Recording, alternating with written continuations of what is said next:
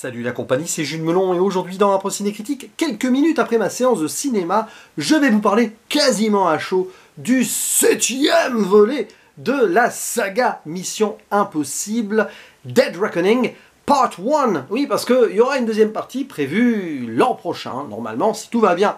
Et bien sûr, une nouvelle fois réalisée par Christopher McQuarrie depuis c'est le 3e film qu'il fait maintenant, je crois, si je ne me trompe pas.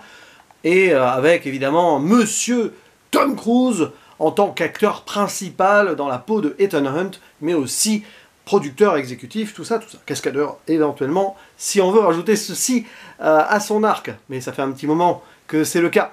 À ses côtés, de retour aussi des précédents, Simon Pegg et Ving Rhames, les acolytes de Ethan Hunt, Rebecca Ferguson également, qui est là, Ilsa Faust, cette agent secret qui a un petit peu l'effet miroir de Ethan Hunt.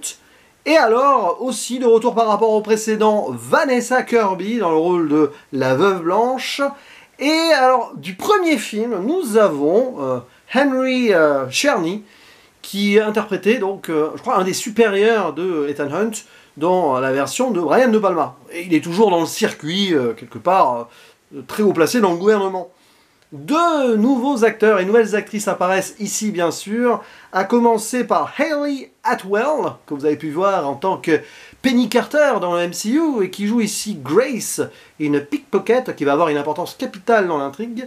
Il y a aussi Pom Klementieff, oui, qui faisait partie de la team Gardien de la Galaxie. Elle joue ici une méchante, le bras droit armé, si vous voulez, d'un certain Gabriel, qui est le méchant principal, joué par Isai Morales.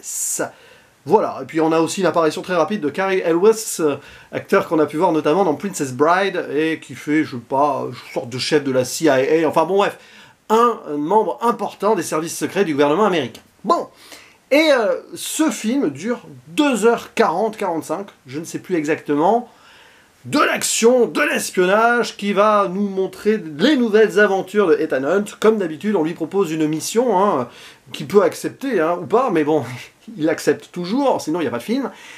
Comme quoi, il va devoir retrouver deux parties d'une clé qui est convoitée par tout le monde, potentiellement sur la planète, puisqu'elle pourrait ouvrir, non pas la boîte de Pandore, mais quelque chose, on ne sait pas où, on ne sait pas quoi, qui permettrait de contrôler une intelligence artificielle nommée ici l'entité, qui s'avère être la némésis du monde potentiellement, et qui pourrait faire du mal à la planète.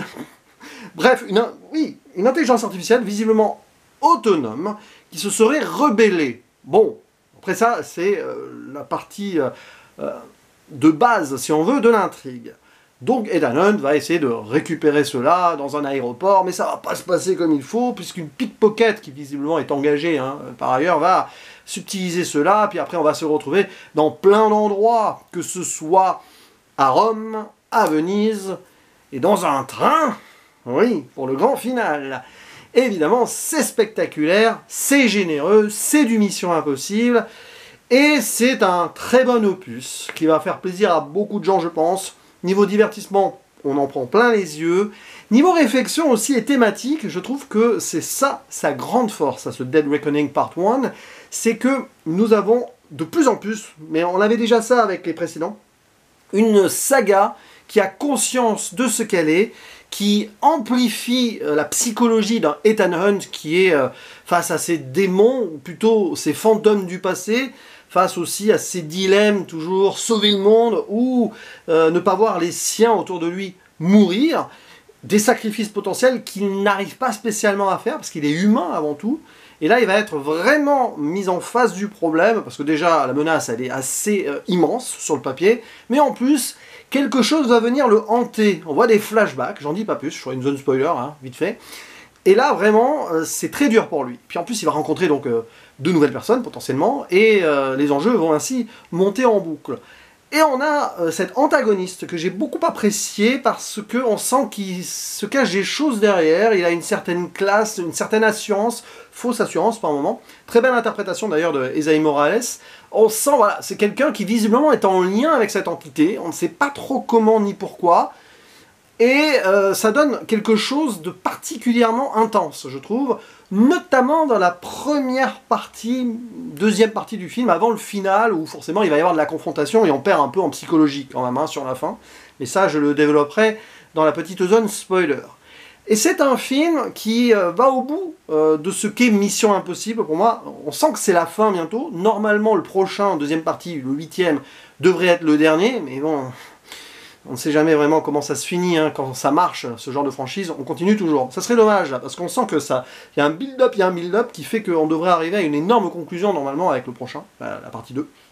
Et là, Mission Impossible va au bout de ses faux semblants habituels. Vous savez, le jeu des fausses pistes, des masques, qui sont vraiment à fond utilisés, là, et les choses qu'on croit être, mais pas vraiment. Et ça joue à fond là-dessus, ne serait-ce qu'avec le personnage de Hayley Atwell, donc Grace, mais son vrai nom, on ne sait pas trop, pickpocket et tout, et il y a beaucoup de tours de passe-passe dans le film, et ça joue beaucoup là-dessus visuellement, entre les deux parties de la clé et un briquet. C'est un peu un truc qui revient jusqu'au bout, ça. Et aussi certaines informations. Il n'y a pas vraiment de rebondissement en tant que tel dans le film, mais le métrage joue beaucoup là-dessus, sur des... tiens, on vous montre ça, mais hop, on vous détourne l'attention. C'est presque, par moments, des tours de magie mis en scène, façon cinéma, espionnage, action. Et justement, hein, quand on sait que le cinéma et la magie peuvent être très liés, hein, je ne vais pas faire forcément certaines références, mais je cite un nom, hein, Georges Méliès, au hasard. Et bien là, vous avez ça. Alors, ça convoque pas spécialement Méliès en tant que tel, mais dans cette idée de prestidigitation comme ça, de certaines choses, à travers les personnages, mais aussi dans l'intrigue, je trouve que ça s'imbrique très bien, et ça colle parfaitement avec cette idée d'intelligence artificielle. On sent que il y a quelque chose qui va être creusé. Alors peut-être à la fin du film, je vais vous en dire plus dans la zone spoiler, ou ne serait-ce dans le prochain, mais il y a ce mystère-là, qui fait justement, à mon avis, bon, j'en parlerai après, j'en ferai aussi peut-être une petite théorie par rapport à la potentielle suite, comment ça va se finir, enfin, du moins cette intrigue-là.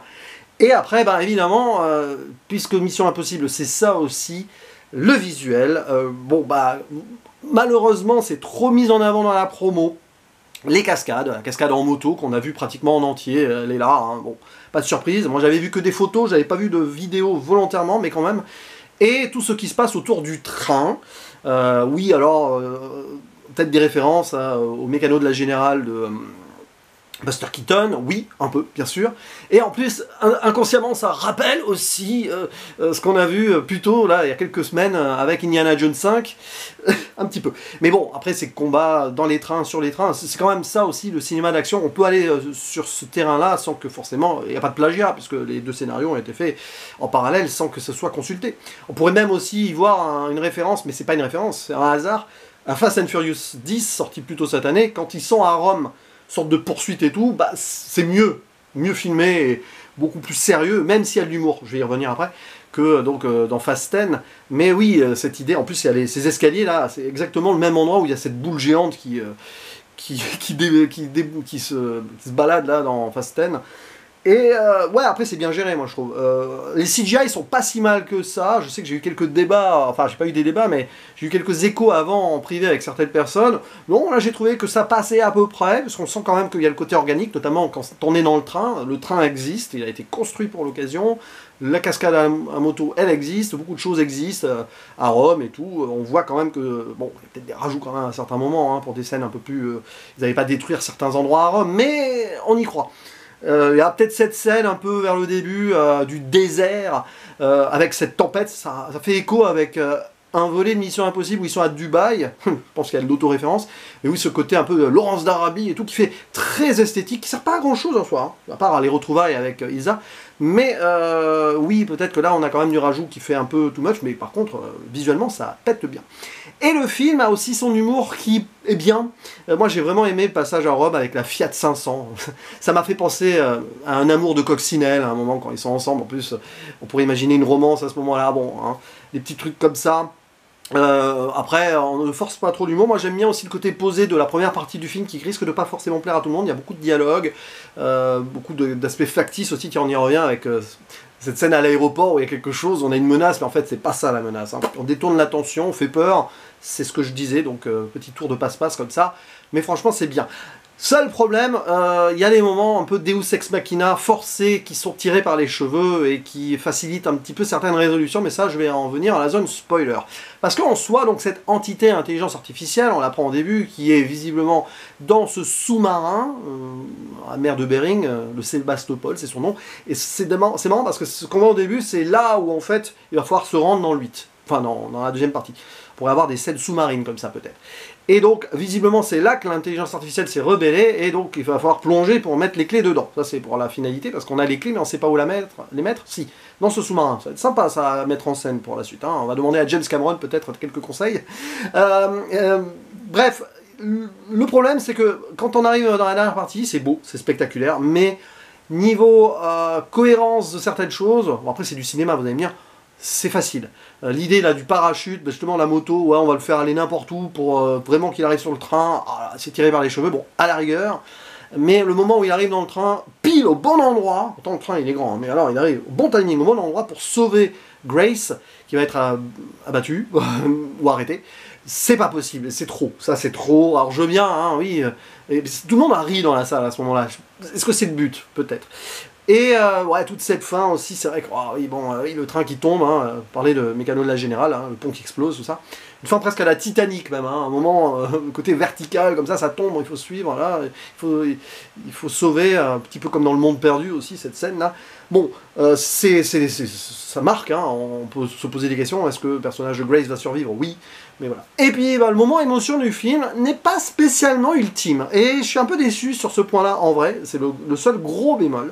C'est la mort de Ilsa Faust à Venise. Alors, en plus, le contexte à Venise, en plus, on sent que la romance pourrait naître entre les deux.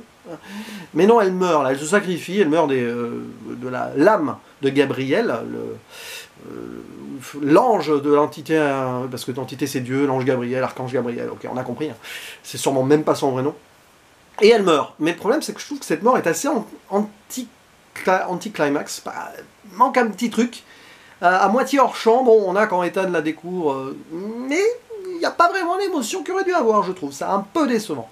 Bon, et après, tiré par les cheveux, tout ça, le fait que le personnage de Pomme Clémentieff, qui est française hein, d'ailleurs, hein, aussi dans le film, puisqu'elle est française, qui va se retourner contre son chef parce que l'entité l'avait prédit, donc on dirait que... Ouais, il y a cette idée aussi, l'entité pourrait prédire une sorte d'avenir, tous les avenirs possibles, les plus évidents, et après, voilà, manipulation aussi. On en est où entre la manipulation et vraiment les choses du destin? Ça va être questionné et renforcé dans la suite, ça je pense. Et bon bref, je ne vais pas rentrer dans les détails, je ne veux pas que la vidéo soit hyper trop longue non plus.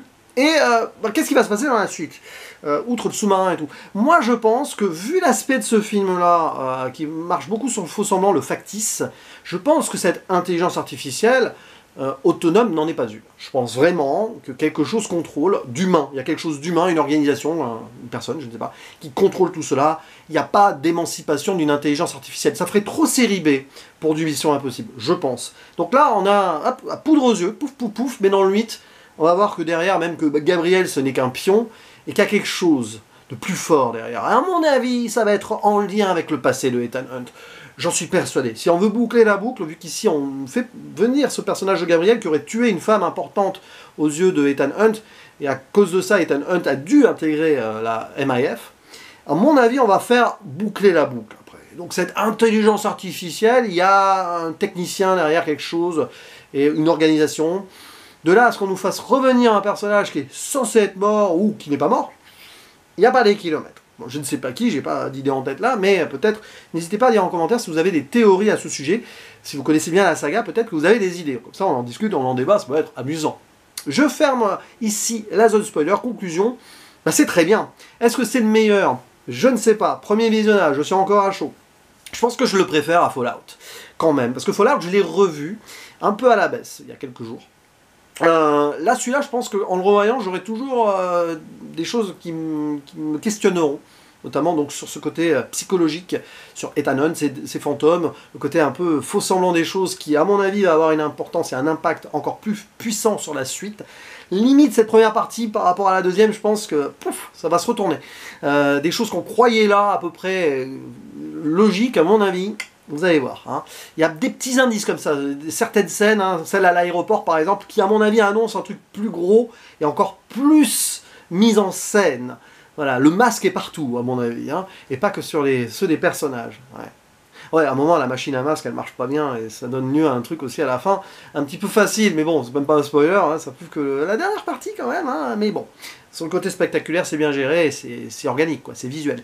Donc, ouais, c'est quand même un très bon blockbuster, un des meilleurs de l'année, je pense, vraiment. Donc, tout ce qui est franchisé saga, je pense que c'est le meilleur, avec Gardien de la Galaxie 3 et Spider-Man Across the le Spider-Verse Across the Spider-Verse, là, voilà. Mais lui aussi aura droit à sa suite, voilà. Donc, on verra quand on aura bouclé la boucle, j'ai envie de dire. Et je suis content, parce que j'en attendais pas grand-chose, et j'ai passé un très bon moment. Les 2h40-45 passent très vite, à part un petit coup de mou avant le final. Mais sinon, ça passe vite. Bref, n'hésitez pas à dire en commentaire ce que vous pensez de ce film, est-ce que vous le qualifiez comme un des meilleurs de la saga ou pas. N'hésitez pas aussi en spoiler, hein, j'insiste, à balancer vos théories, qu'est-ce qui va se passer ensuite, parce que je pense que là, on peut s'amuser à imaginer des choses. C'est aussi un peu le jeu de nous faire un truc en deux parties, après tout. Bref, à vous la parole, et il ne me reste plus qu'à vous dire à la prochaine. Ta ta ta, ciao. Ta ta ta ta.